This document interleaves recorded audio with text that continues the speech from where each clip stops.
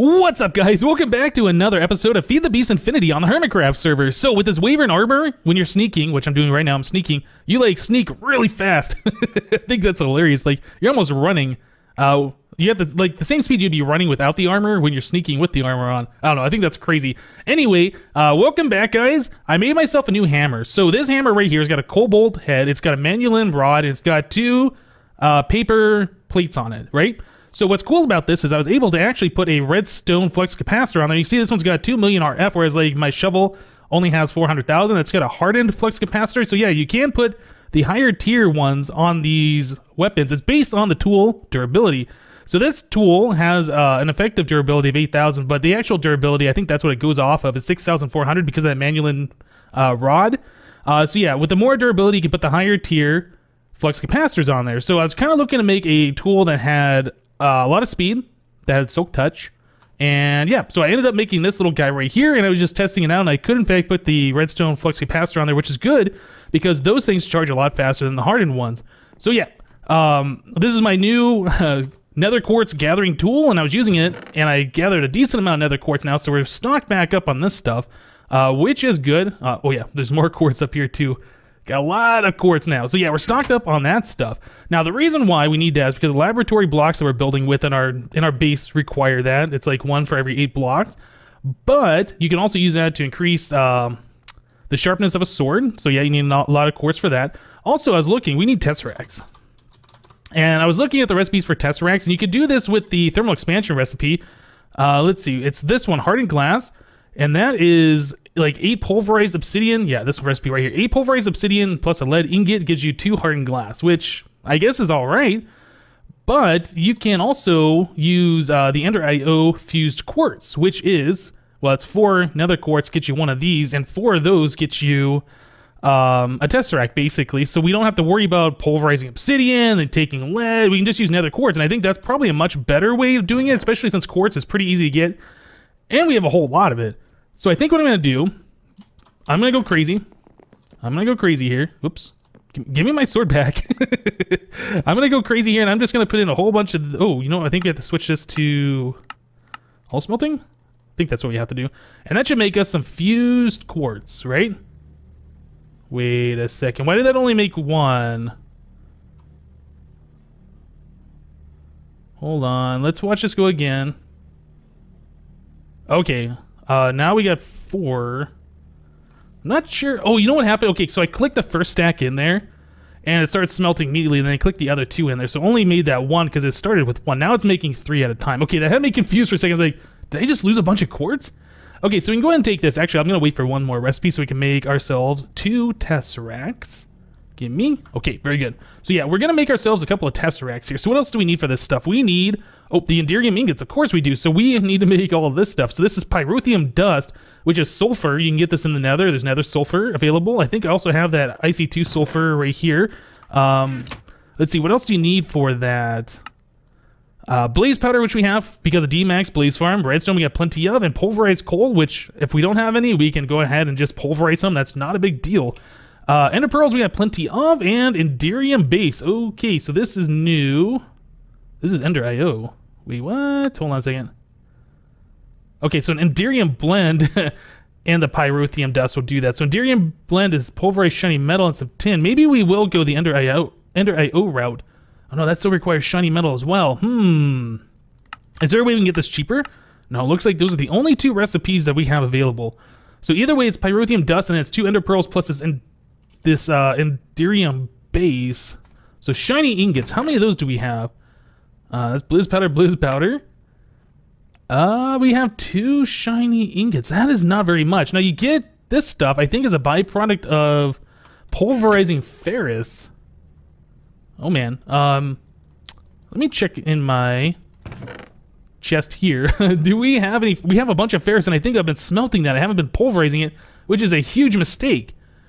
Okay, so that is a problem. Yeah, we don't have very much shiny metal. I wonder if there's an easier way to get this stuff. Let's see. Shiny ore. Okay, if we have that enabled, I think there's nether platinum ore. Okay, so that might be a possibility. I might go to the nether looking for that. What was this one? Extra bees. So bees can make this. That's good. Yeah, the platinum, the nether platinum.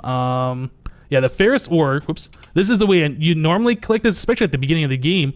Ferrous ore gives you a 10% chance of the shiny metal. Oh my goodness. Okay, so I tell you what, I'm gonna go to the nether. I'm gonna use my cobalt hammer. Internet's working much better today. So yeah, I'm gonna go to the nether. I'm gonna go try and find some nether platinum ore. It should be fairly easy to find that. Yeah, it's kind of like a blue tinted ore. So yeah, I'm gonna go ahead and find that stuff, and we will be right back, guys. Goodness, guys, so I was in the nether and I was scouring around for a long time, probably 30 to 45 minutes looking for stuff. I was pretty much looking specifically for the platinum ore, and I was unable to find any, but I did find 4 nether diamond ore, which is pretty rare. But yeah, no nether platinum ore. So I did come across some nether ferrous ore, which is good. This is almost the same thing. We can take this stuff, and if we smelt it, I believe it turns into ferrous ore. Then we can pulverize that and try and get the shiny metal that way. Let's see. Yeah, that turns into 2 ferrous ore, so I'm going to go ahead and I'm going to smelt this stuff down. We'll have just about a full stack of the ferrous ore, and I'll take that. We will pulverize it. Hopefully we'll get some shiny metal out of it. And yeah, okay, so let me do this and we'll be back, guys. All right, so I got all of the ferrous metal pulverized, and we ended up getting 6 more ingots. We have a total of 8 now, so that's pretty good. So we're back to making this tesseract, and I think we're gonna go with this recipe just because it's a little bit easier. We don't have to worry about melting down ender pearls. We don't have to worry about pulverizing tin and silver, things like this. So we're gonna go with this recipe here. So we need this Enderium base. So that's shiny ingot, silver ingot, and 2 tin. So we're gonna do this 8 times.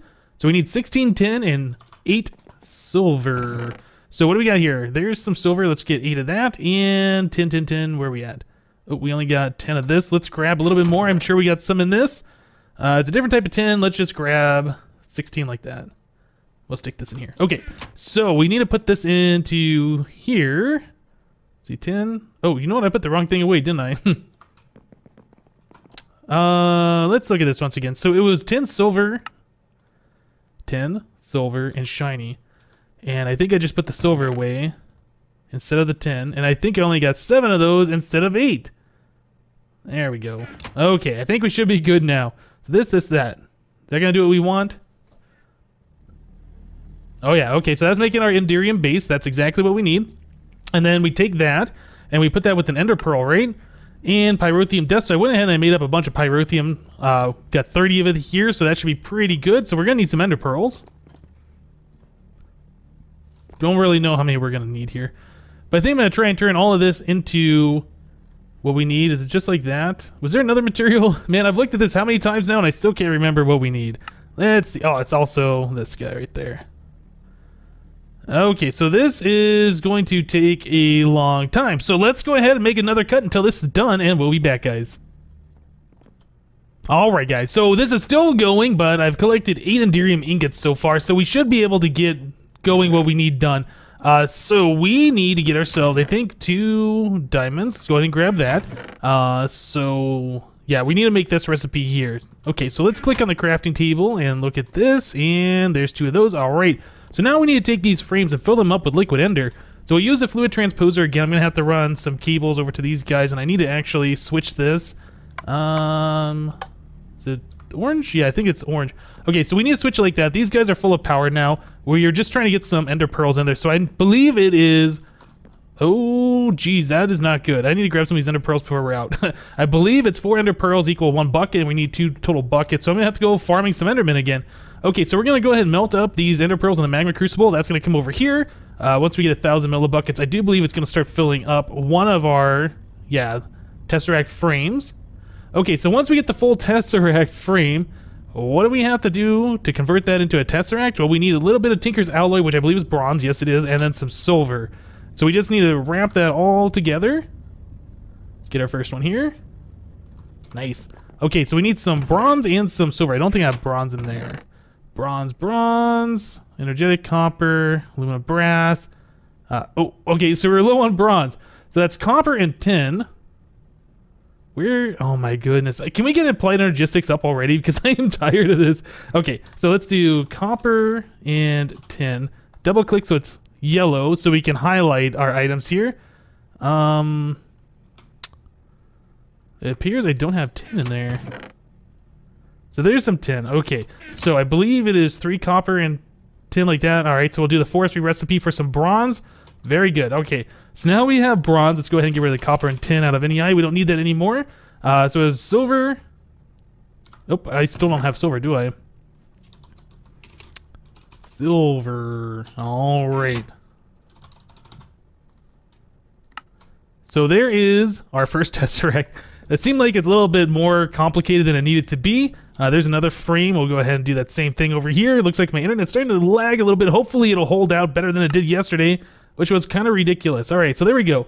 There is 2 tesseracts. So now that we have those guys, we can come over here to our Mistcraft world base. I just got turned around. We can go ahead and come over to our big reactor here, which is really big. I did put a power tap on here. I know I didn't do that at the end of the last episode. Sorry about that. I think we need to look in this one. Yeah, here we go. Okay, so we will wrench that off here. So now what we need to do is just put a tesseract right there. Right, so let's right click on it. Oh, looks like Corrales has a public channel. Can we do these private, or do we have to... Oh, you know what? Okay, yeah, that's right. This was changed. Before, in a previous version of thermal expansion, all you had to do is make the tesseract and you could just right click on it and say it's private. But now, yeah, I remember there was a second recipe here. So yeah, we take a tesseract with a signalum, and that'll make it so we can make it private. So we need to make some of this stuff as well. So how do you make this? So it's copper, silver, and redstone, and an alloy smelter. So that's not bad. I think I'm going to go ahead and make some of this. I'm going to make both of our tesseracts able to be private. Yep. And we'll be right back, guys. Alright, guys. So I went ahead and I got that all sorted. So these things now say access on them on the tooltip here, which means they can be set to private or public. So we just go ahead and right click on this guy. Get out of here, information tooltip. Yeah, now we got the little lock thing. So now we can say restricted, owner only, or public. I think restricted means like there's some kind of a friends list you can allow people to do it. We want private. We only want ourselves to be able to mess with these things. So configuration, we can say we want items and stuff like that. We don't want fluids. We don't want items. We only want to send power. So we'll go ahead and label this channel 1. We'll say main base power.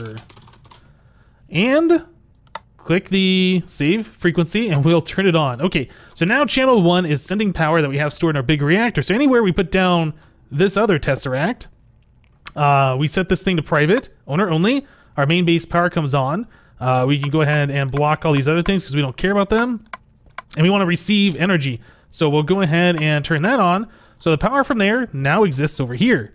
Right, so we can go ahead and put this guy here, and for instance, we could charge this thing up wirelessly if we wanted to. Is that, yeah, that's drawing power. This bar is being filled up from the power over there. Yep, everything's all happy. Very good, very good. So now we have power everywhere. I also installed a chunk loader right here.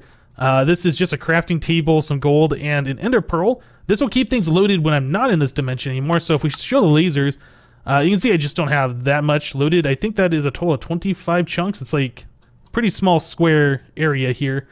Just enough to keep our big reactor loaded and just a little bit of this other stuff. We'll have some things here in a little bit. So yeah, 25 chunks, not that bad. I think when a player loads in, I think it's over 81 chunks, like a 9x9 area.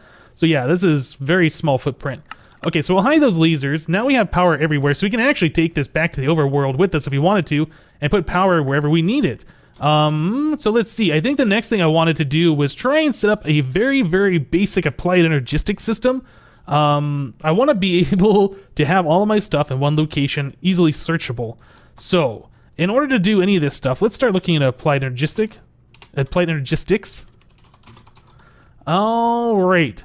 So, oh, that's right, that's right. So in order to do this, we got to do meteor finding and things like that. We're probably not quite to the applied energistic stage just yet. I'm getting ahead of myself here. So yeah, we need an inscriber. We need a bunch of these things. Oh my goodness. Okay, I tell you guys what. Let me go through this real quick, get myself refamiliarized. Oh, you can make stairs out of this stuff. Yeah, let me get myself refamiliarized with what we need to do here, and we'll be right back.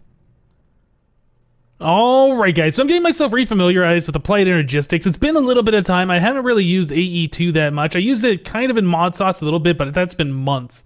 So yeah, we have to make ourselves an inscriber. This guy right here. This is how we make the circuits and things like that. I believe you can also copy other people's press plate things, whatever those are called, using the inscriber. Anyway, so that uses 2 sticky pistons, a little bit of iron, and we need a fluix crystal. So you make this by dropping 1 charge Certus quartz plus 1 nether quartz plus a redstone dust into a puddle of water.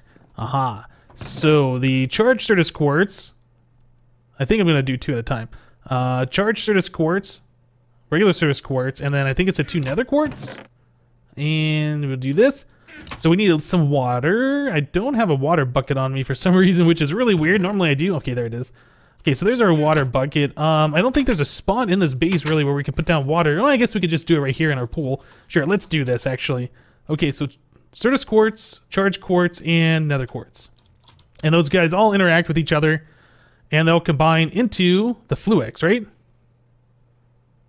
Maybe? Did I do that right? Does it have to be like a 1x1 puddle? Can it not be like...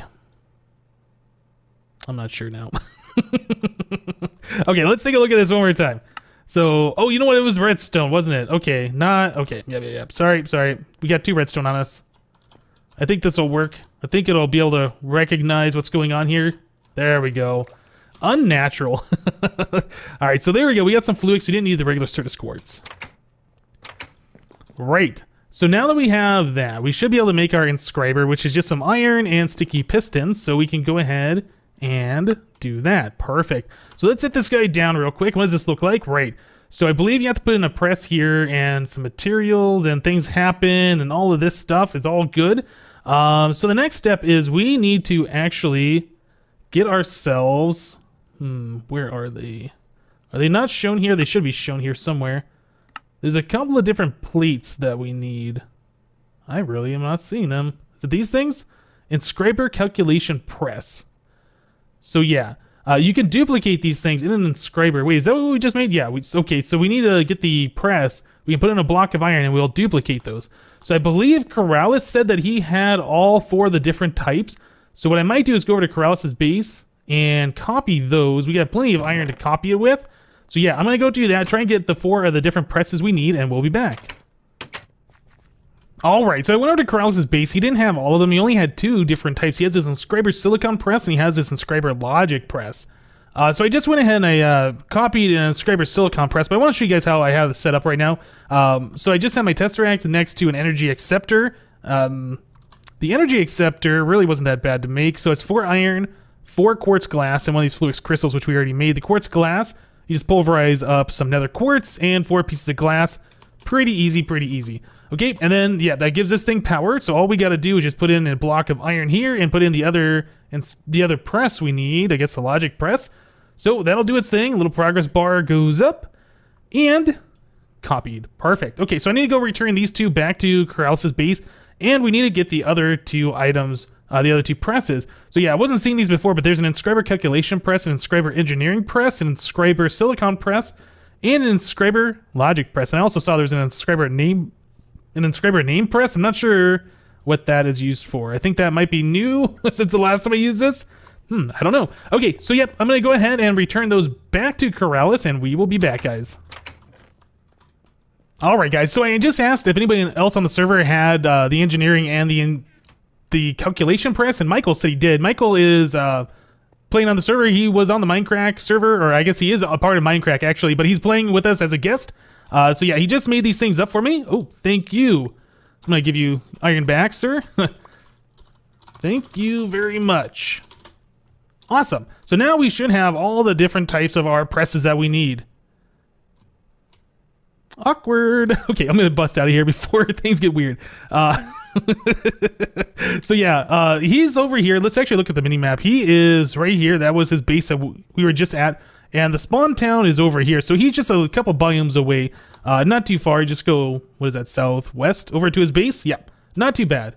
Okay, yeah, those are those 2 Natura trees. Those are really awesome. I think, yeah, wasn't it Unleashed that I built a base in one of those? I like that. That was pretty cool. I think he was living in one of those at the start, and then he expanded out into that base he currently is at. This is Slipgator's base. Joe Hills is right over here, just kind of doing a tour now for no reason. That's XB's base. DMAC is right over this side, and of course I'm right here. Okay, so now we have all those presses. We should be able to make all the different parts that we need. But yeah, the next thing is that it's gonna take a bunch of time. Okay, So for instance, we want to make an ME drive. We need to make these engineering processors. They used to be called advanced processors, I think, back in AE1. Yeah, a lot of this stuff has changed. So we need printed silicon, which you get from the inscriber silicon press with silicon makes these. So we're going to have to make a whole bunch of these. I think silicon's using basically everything. Then we need the printed engineering circuit, which we need the inscriber engineering press with a diamond. Sorry, he's on the phone. Okay. To make these, and yeah, you combine them all together. Basically, if you want to automate this whole process, you need like 4 of these things set up. And yeah, it's going to be a while before we get to that point. I just want to have basic stuff set up. Like if we could just get a small little drive going, which I don't even know if we're going to be able to do today. I think I'm going to have to do most of this stuff off camera, to be honest. Where are the storage drives? Man, I am not seeing them. Oh, they're right down here. Okay, so an ME storage drive requires quartz glass, which we saw, some redstone, is ME 1K storage component, which is just some Certus quartz redstone in this one. So this is silicon and that. Okay, so that isn't too bad. How do we make the silicon? It looks like something we're going to need a whole bunch of. So we're going to need a sag mill. Interesting.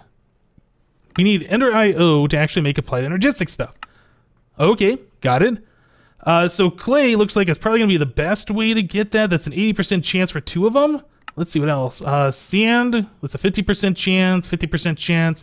And the redstone is an 80% chance. Okay, so we need a sag mill clay. So clay is the next thing we need to do. We got a little bit here, so we should be able to get a bunch of that stuff. So I'm going to make a sag mill. I'm going to start making clay. I'm going to start making silicon. We'll be back. Oh goodness, guys, I completely forgot how much crafting is involved in applied energistics. So I've been spending the last, I don't know, half an hour here crafting things up. I made an ME terminal, I made some ME glass cable, the Fluix stuff, I made the ME drive, I made 6 of these ME 1K storage cells. Well, we got the base ME system going here. We have access to the stuff. There's no stuff in here, but now we can put stuff in there and have access to it, which is awesome. So I can put all my applied energistics stuff that I have in here, clean up my inventory. Oh my goodness. So I think, like I said, I'm probably going to be doing most of this stuff off camera. It's a lot of crafting. It's a lot of the same things over and over and over again, waiting for things. We have to make things like the pure Certus quartz crystals. So if we look at these, so we're supposed to drop a Certus quartz seed made from Certus quartz dust and sand in a puddle of water. That takes about, I think it was like 20 minutes for that to grow, unless you have these growth accelerator things. So that's yet even more crafting to get this going. So like I said, I'm probably going to be doing most of this stuff off camera. We've done a lot of crafting in today's episode. In fact, I think we've reached the end of it for today, guys. I'm very happy we have at least this set up. So now I can start putting all my stuff in here. Granted, it's not a lot of space, but we'll have access to all of my stuff in one spot, and that'll be nice instead of having to go through all these different chests and things like that. But yeah, guys, that's it for this episode of Feed the Beast Infinity. I hope you guys liked it. I know there was a lot of crafting. Please bear with me. It'll go a lot faster here in the future when our applied energistics is fully set up and all of that stuff. So that's it for today. Thank you guys for watching. Remember to leave a like on this episode if you did like it, and we'll see you next time. Thanks for watching, guys. Bye-bye.